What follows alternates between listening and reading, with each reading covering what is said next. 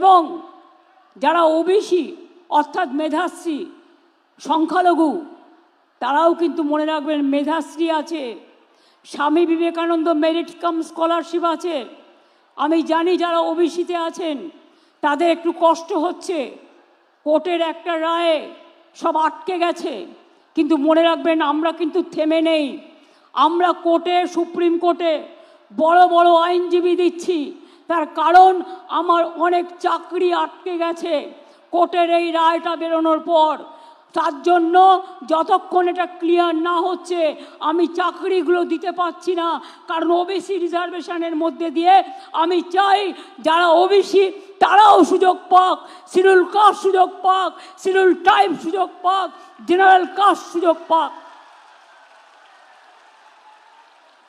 মনে রাখবেন আমি যখন 17% রিজার্ভেশন করেছি, জেনারেল কাস্টের লোকেরা ভাবে সবার জন্য রিজার্ভেশন আছে, আমাদের কি হবে। তাই আমি কিন্তু আপনাদের কোটা কাটিনি, আমি ওবিসি ছেলে মেয়েদের জন্য 17% এক্সট্রা টাকা দিয়ে এক্সট্রা সিটের ব্যবস্থা করেছি, যাতে আপনাদের কোটায় হাত না পড়ে, যাতে আপনারাও ভালোভাবে আপনাদের পড়াশুনো করতে পারেন। সবটাই করা হয়েছে, বাকি কিছু রাখা হয়নি। আপনারা শুনছেন উত্তরের কণ্ঠ। উত্তরের কণ্ঠ থেকে আমি প্রভাত বসাক, তুফানগঞ্জ, কোচবিহার। আজকে যে বিষয়টি নিয়ে পর্যালোচনা করতে বসলাম তা হলো সুপ্রিম কোর্টে পশ্চিমবঙ্গের 12 লক্ষ ওবিসি সার্টিফিকেট বাতিল সংক্রান্ত একটি রায়। এর আগে কলকাতা হাইকোর্টের বিচারপতি রাজাশেখর মান্তা ও বিচারপতি তপব্রত চক্রবর্তীর ডিভিশন বেঞ্চ গত বছর অর্থাৎ 2024 সালে 22 মে একটি রায়ে 12 লক্ষ ওবিসি সার্টিফিকেট বাতিল করে দিয়েছে। এর বিরুদ্ধে সুপ্রিম কোর্টে মূল মামলাটি দায়ের করেন জনৈক অমল কুমার দাস, যার সুপ্রিম শুনানি হবার কথা আগামী 18 ফেব্রুয়ারি 2024। তাছাড়া আরও অনেকেই কলকাতা হাইকোর্টের রায়ের বিরুদ্ধে সুপ্রিম কোর্টে মামলা দায়ের করেন। এরকমই একটি মামলা দায়ের করেন জনৈক অবনী কুমার ঘোষ। সুপ্রিম কোর্টের মাননীয় বিচারপতি BR গবাই ও বিচারপতি আগস্টিন জাজ মাসিন মামলাটি খারিজ করে দেন। রায়ে আরও উল্লেখ করা হয়, এ সংক্রান্ত সমস্ত মামলাই খারিজ করা হলো। 2010 সালের পর থেকে যে সকল ওবিসি সার্টিফিকেট ইস্যু করা হয়েছে সব বাতিল করে দেন বিচারপতিগণ, অর্থাৎ কলকাতা হাইকোর্টের রায়কেই বহাল রাখেন মাননীয় সুপ্রিম কোর্টের বিচারপতিগণ। এই কালখণ্ডে যে সমস্ত ওবিসি সার্টিফিকেট ইস্যু করা হয়েছে তা ভারতীয় সংবিধানের আইন মেনে করা হয়নি এবং দুয়ারে সরকার থেকে মুড়ি মুড়কির মতো ওবিসি সার্টিফিকেট বিলি করা হয়েছে।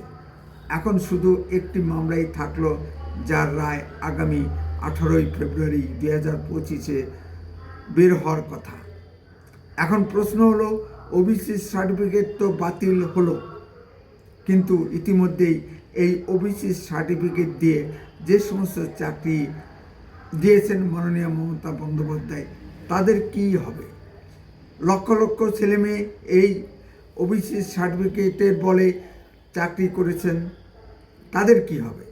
যারা এই ধরনের ওবিসি সার্টিফিকেটের জন্য ডাক্তারি, ইঞ্জিনিয়ারিং বা অন্য কোনো প্রতিষ্ঠানে ভর্তি হয়েছেন, তাদের কি হবে?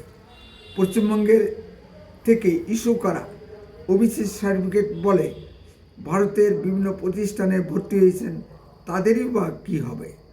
স্বাভাবিকভাবেই এই প্রশ্নগুলো উঠে গেল। তাদের কি ভর্তি প্রক্রিয়া বাতিল করা হবে? মাননীয় মমতা ব্যানার্জি গত 21শে জানুয়ারি মালদার সভা থেকে বলেছেন তিনি কোর্টের এই রায়কে মানেন না।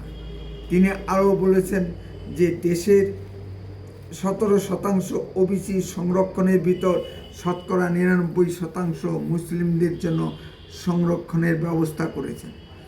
তাহলে হিন্দুদের জন্য কত শতাংশ সংরক্ষণ বাকি থাকলো তা নিশ্চয়ই পাঠকগণ বুঝতে পারছেন। মুসলিমদের 112টি সম্প্রদায়কে সংরক্ষণের আওতায় নিয়ে এসেছেন মাননীয় মমতা ব্যানার্জি। এবার তাহলে কি মাননীয়া মমতা ব্যানার্জি ভারতের শাসন বিভাগ ও বিচার বিভাগের ভিতর সংঘাত লাগাতে চাইছেন? এর বিচার চাইতে গেলেও কিন্তু পুনরায় বিচার বিভাগ অর্থাৎ ভারতের সুপ্রিম কোর্টে যেতে হবে, নতুবা নতুন করে জনমত নিতে হবে। মাননীয় মমতা ব্যানার্জি যে সমস্ত কুকাজ করেছেন তার বিচার প্রক্রিয়া এখন শেষের দিকে। যেমন 26,000 শিক্ষকের বেআইনি নিয়োগের প্রক্রিয়া, সুপ্রিম কোর্টের রায় আগামী 10ই ফেব্রুয়ারি 2025 বেরোনোর কথা। রাজ্য সরকার শুধু সময় নিয়ে মামলাটির চূড়ান্ত রায় পিছিয়ে দিচ্ছে। মাননীয় মমতা ব্যানার্জি নিজেই স্বীকার করেছেন যে কোর্টের চূড়ান্ত রায় বের না হওয়ার জন্য তিনি নতুন চাকরি দিতে পারছেন না। চাকরি দিতে আইনগত কোনো বাধা নেই, তবু তিনি চাকরি দিচ্ছেন না।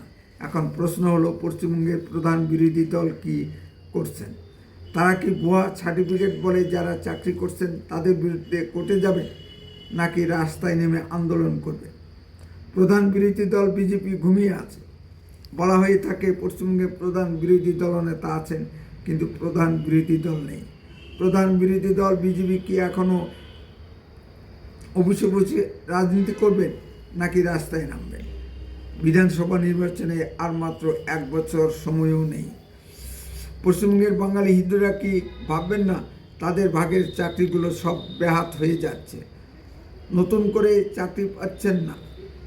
শুধু লক্ষ্মীর ভাণ্ডারে 500 টাকার ভিক্ষা দিয়ে কি আর সংসার চলে? পশ্চিমবঙ্গের লক্ষ্মীরা কি ভাববেন না তাদের ঘরের ছেলেমেয়েরা চাকরির জন্য রাস্তায় রাস্তায় ফেঁপে করে ঘুরে বেড়াচ্ছে, নাকি বাঙালি হিন্দুরা আরও ঘুমিয়ে থাকবেন? পশ্চিমবঙ্গে কি সরকারের পরিবর্তন আনার দরকার নেই? উত্তরের কণ্ঠ সর্বদাই বাস্তব ও সত্য কথা বলে। আরও এই ধরনের ভিডিও পেতে দয়া করে এখনই চ্যানেলটিকে সাবস্ক্রাইব করুন। আপনার মূল্যবান মতামত কমেন্টে লিখুন। বেশি বেশি করে লাইক শেয়ার করে সবাইকে দেখার সুযোগ করে দিন। ভিডিওটি যদি ভালো লেগে থাকে তাহলে আপনি অন্ততপক্ষে 10 জনের মধ্যে শেয়ার করুন। উত্তরের কণ্ঠ দেশের কথা বলে, দশের কথা বলে। আপনারা চোখ রাখুন উত্তরের কণ্ঠের পর্দায়। বন্দে মাতরম, ভারত মাতা কি জয়।